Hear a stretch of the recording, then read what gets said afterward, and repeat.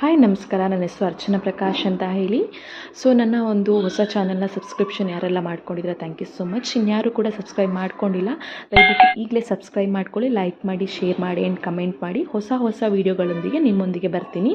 So ಇವತ್ತಿನ topic ಬಂದುಬಿಟ್ಟು ಅಂದರೆ ರೆಸಿಪಿ ಮಟನ್ ಕೈಮಾ ಉಂಡೆ ಯಾವ ಥರ ಮಾಡಬೇಕಂದ್ರೆ, ಸೊ ಬೋನ್ಲೆಸ್ ಚಿಕನ್ನ ತೊಗೊಂಡು ಈ ಥರ ಮಿಕ್ಸಿಯಲ್ಲಿ ಗ್ರೈಂಡ್ ಮಾಡ್ಕೊಬೇಕಾಗತ್ತೆ.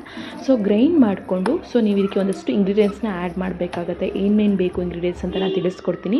ಸ್ವಲ್ಪ ಒಂದು ಕಾಯಿ ಬೇಕಾಗತ್ತೆ, 1/4 ಕಪ್ಪಷ್ಟು ಕಾಯಿ ಬೇಕಾಗತ್ತೆ. ಅದಕ್ಕೆ 1 ಟೀ ಸ್ಪೂನಷ್ಟು ಖಾರದ ಪುಡಿ, 1 ಟೀ ಸ್ಪೂನ್ ಧನಿಯಾ ಪುಡಿ, 1/4 ಟೀ ಸ್ಪೂನಷ್ಟು ಅರಿಶಿನ ಪುಡಿ, ಆಮೇಲೆ ಅರ್ಧ ಸ್ಪೂನಷ್ಟು ಉಪ್ಪು, ಹಾಗೆ ರುಚಿಗೆ ತಕ್ಕಷ್ಟು ಹುಳಿ ಅಂದರೆ ಲೆಮನ್, ನೀವು ಹಾಫ್ ಲೆಮನ್ನ ಬೇಕಾದ್ರೆ ಹಾಕ್ಬೋದು.